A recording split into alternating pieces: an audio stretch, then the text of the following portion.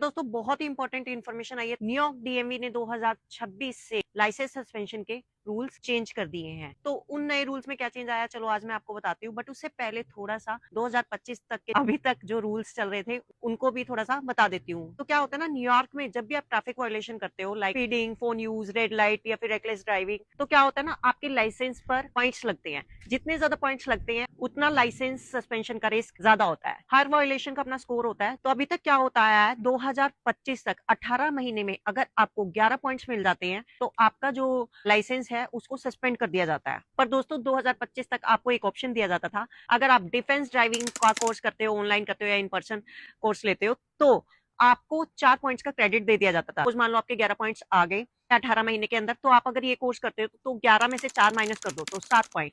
तो 7 पॉइंट्स तक का जो जोन था वो सेफ रहता था, तो जो आपका लाइसेंस है वो सस्पेंड होने से बच जाता था। बट अब 2026 में उन्होंने क्या चेंज किया, पहला चेंज, जो आपको पहले 11 पॉइंट्स मिलते थे और 18 महीने के अंदर, अब उन्होंने क्या करा, पॉइंट्स को कम कर दिया और ड्यूरेशन को बढ़ा दिया। मतलब 11 से 10 पॉइंट कर दिए और जो ड्यूरेशन है पहले 18 महीने का था तो अब 24 महीने का कर दिया। और कई वायलेशन में तो पॉइंट्स भी बढ़ा दिए गए, जो कि मैं आपको इस स्क्रीन पर दिखा रही हूँ कि पहले क्या पॉइंट्स है और अब क्या पॉइंट्स हैं। तो दोस्तों इसमें जो सेफ जोन माना जा रहा है 6 पॉइंट्स तक माना जा रहा है। हालांकि अगर आपका कोई वायलेशन आता है तो आपको ये फैसिलिटी तो दी जाएगी कि आप डिफेंस ड्राइविंग कोर्स कर सकते हो, बट वो चीज अब पहले की तरह इजी नहीं होगा।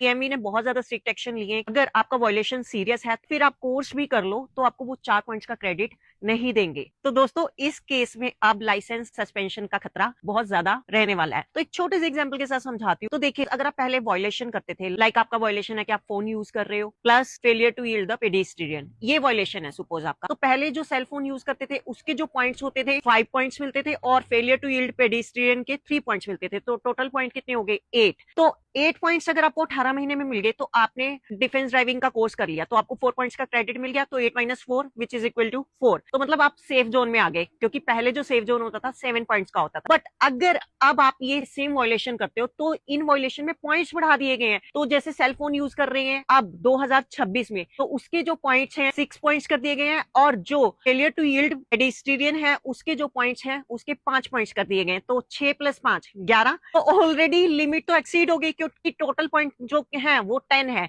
और अगर आपने 24 महीने में 11 पॉइंट्स ले लिए तो आपका लाइसेंस सस्पेंशन तो पक्का है। बट इन केस आपने डिफेंस ड्राइविंग कोर्स कर लिया, तो डिफेंस ड्राइविंग कोर्स करने के बाद मान लो आपको 4 पॉइंट्स का क्रेडिट मिल भी गया, तो 11 में से 4 माइनस कर दो, कितना हो गया, 7। तब भी आप सेफ जोन से बाहर है, क्योंकि 2026 में जो सेफ जोन रहने वाला है वो 6 पॉइंट तक रहने वाला है। दोस्तों इन चीजों का ध्यान रखें जब भी ड्राइविंग करें। अब कोशिश कीजिएगा सेफ ड्राइविंग करें और किसी भी रूल को वायलेट ना करें।